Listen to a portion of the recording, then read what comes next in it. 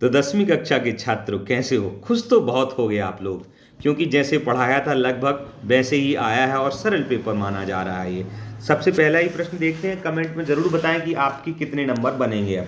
तो पहला प्रश्न, कैल्शियम ऑक्साइड यानी चूना की जल के साथ अभिक्रिया किस प्रकार की अभिक्रिया है? कई प्रकार की अभिक्रियाएं हैं। तो जब चूने में, ठंडे चूने में हम पानी डालते हैं तो जल के साथ अभिक्रिया होती तो ऊष्मा छेपी होती, ऊष्मा निकलती है, इसलिए इसका आंसर हो जाएगा बा। सेट सी डी वाले भी इसी से मिला लें। इसके बाद अपन देखते हैं ऊष्मा शोषी में ऊष्मा ग्रहण की जाती है, ठीक है। धातुओं द्वारा कौन सा गुण प्रदर्शित नहीं किया जाता है? तो धातुओं द्वारा विद्युत चालकता होती है, तन्यता भी होती है, भंगुरता यानी वो फेंकने आदि पर टूट के झरने नहीं लगती है। तो इसका आंसर होगा, क्योंकि नहीं में पूछा है। अगला प्रश्न है कि श्वसन की प्रक्रिया होती है। देखो, इस चैनल पर आपको 11वीं में कौन सा विषय लेना है, छात्रवृत्ति का कैसे क्या करेंगे और अच्छे कॉलेज स्कूल एडमिशन कैसे लें, ये सारी कभी ना कभी वीडियोज बहुत अच्छे अच्छे टीचर्स बताते रहते हैं। तो इस चैनल को आप सब्सक्राइब कर सकते हैं। श्वसन की प्रक्रिया कैसी होती है? तो उपचयन की प्रक्रिया होती है श्वसन की। इसमें O2 ऑक्सीजन की वृद्धि होती है, अपचयन में ऑक्सीजन की कमी होती है। तो इसका आंसर हो गया आ, क्योंकि श्वसन में ऑक्सीजन की वृद्धि होती है। अमीबा में किस विधि द्वारा जनन होता है? तो सब जानते हैं, अमीबा में जो होता है वो द्विखंडन से होता है, पहले भी बताया है कई बार। मुकुलन में, हाइड्रा में होता है मुकुलन विधि से। और बहुखंडन विधि तो आपने सुना होगा, स्पाइजोगाइट और प्लाज्मिडियम, तो ये बहुखंडन। अगला प्रश्न देखते हैं, समतल दर्पण की फोकस दूरी अनंत होती है। द आंसर हो जाएगा प्रतिरोध का मात्रक है। तो प्रतिरोध का मात्रक ओम हो गया। इसके बाद विद्युत ऊर्जा को यांत्रिक ऊर्जा में, यानी विद्युत को यंत्र की ऊर्जा में बदलना है तो उसे अमीटर, जनित्र, ग्लोब, नहीं, मोटर में डाल दो तो मोटर घूमने लगेगी तो विद्युत यंत्र में परिवर्तित हो जाएगी ऊर्जा। तो इसका आंसर सा। एक परितंत्र में मानव है, तो एक जो पारिस्थितिक तंत्र है उसमें मानव सर्वाहारी है, ठीक है। जैसे बकरी है वो शाकाहारी है, मांसाहारी शेर, ऐसे करके अलग अलग। अगला जो इंग्लिश मीडियम वालों के लिए हो गया, खालिस्तान भरना है। तो जिसमें आपको बताना, सिरके में, सिरका क्या चीज़ है? एक बिगिनर है, भोजन आदि में उपयोग होता है इसका। तो ये खालिस्तान अम्ल उपस्थित होता है। तो सिरके में आप कमेंट करके मुझे बताएं, बहुत सरल प्रश्न था कि सिरके में कौन सा अम्ल होता है। दो या दो से अधिक धातुओं के समांगी मिश्रण को क्या कहते हैं? मिश्र धातु कहते हैं। फिर उसके बाद टेस्टोस्टेरोन हार्मोन का स्रावण वृषण से होता है, ठीक है, वृषण से होता है। यदि एक पुष्प के परागकण दूसरे पुष्प पर स्थानांतरित होते हैं तो यह प्रक्रिया क्या कहलाती है?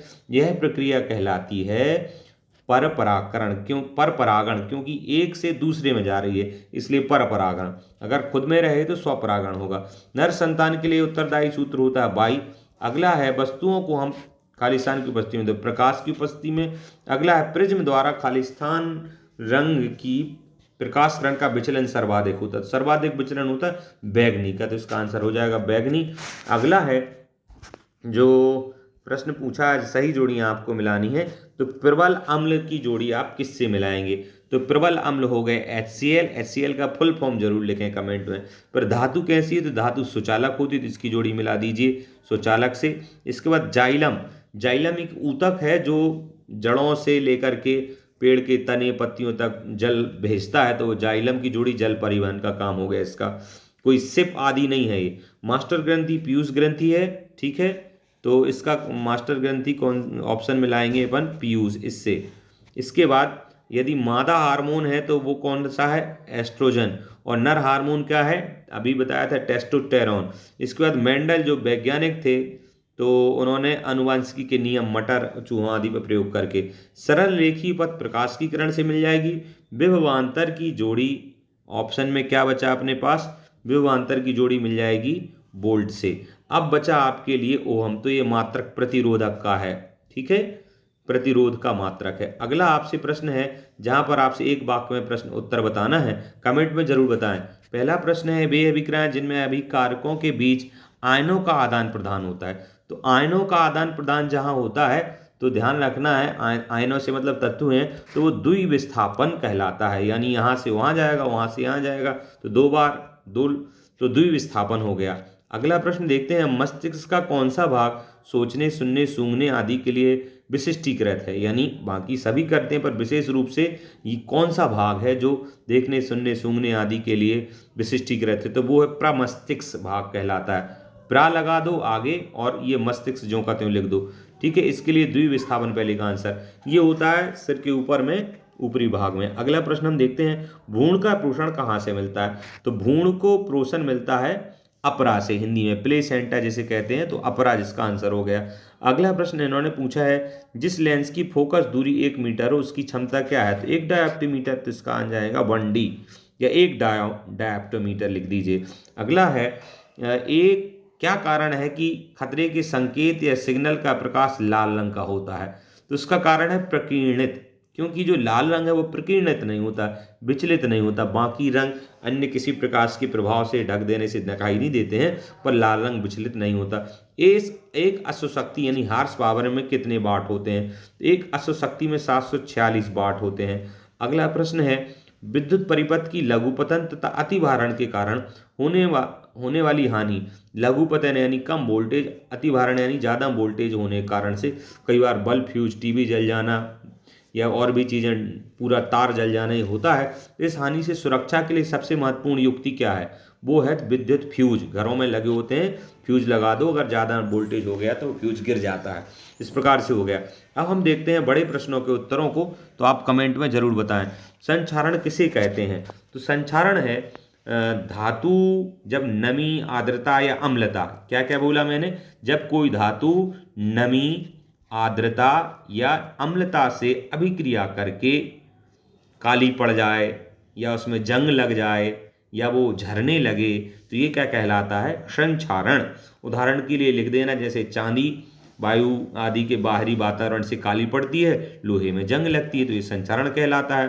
ठीक है, इसके बाद अपन अथवा वाला ना देख के सीधा आ जाते हैं, आघात वर्धता या तन्यता का अर्थ बताइए। आघात वर्धता का मतलब है जब किसी धातु में आघात पड़ता है, मारते हैं तो वो बढ़ने खिंचती है, चादर बन जाती है, तो आघात वर्धता कहलाती है। यानी धातु पर आघात पड़ने से वो चादर बनती है, बढ़ती है, तो ये आघात वर्धता हो गई। तन्यता का मतलब है धातु पर खींचने पर वो तार के जैसे खिंचती जाती है, तो ये उसकी तन्यता कहलाती है। सोने के जैसे तार बनते हैं वो तन्यता से बनते हैं। आघात वर्धता में पिटाई करके चादर बनाई जाती है किसी धातु की। इसके बाद है संतृप्त एवं असंतृप्त कार्बन यौगिकों का केवल एक एक उदाहरण लिखना है, तो बताते हैं। संतृप्त में लिख दीजिए आप जैसे ये, इसके पहले अथवा वाला भी पूछा है, 2 धातुओं के नाम बताइए जो प्रकृति में मुक्त अवस्था में पाई जाती हैं। तो जैसे तो एक हो गया कॉपर आपका, फिर हो गया और भी लिख सकते हैं, जैसे पारा है तो मुक्त अवस्था में पाई जाती हैं। संतृप्त और असंतृप्त की हम बात कर रहे हैं, तो कार्बन यौगिक का एक एक उदाहरण है। तो संतृप्त में मीथेन हो गया, है ना, CH4। उसके अलावा असंतृप्त में हो गया एथीन। ठीक है, इसके बाद हम देखते हैं अगला प्रश्न, प्रकाश संश्लेषण की क्रिया विधि का एक आपको रासायनिक समीकरण लिखना है। तो 6CO2 + 12H2O और बराबर का बड़ा सा निशान लगाइए, 6CO2 + 12H2O, ये बराबर यहाँ ऐसे ऊपर लिख दीजिए आप, सूर्य के प्रकाश की उपस्थिति में, और नीचे क्लोरोफ्लोरोफिन की उपस्थिति में। फिर बराबर का हो जाएगा ग्लूकोज C6H12O6 + 6O2 + 6H2O। ये इसके बाद अगला प्रश्न है, विषमपोषी पुरुषण किसे कहते हैं? एक उदाहरण से बताना है। चूंकि वीडियो 8 मिनट से ज़्यादा को हो गया, तो आगे के प्रश्नों के उत्तर आगे के वीडियो में देखेंगे। आज के लिए इतना ही, धन्यवाद। अगले वीडियो का इंतजार करें।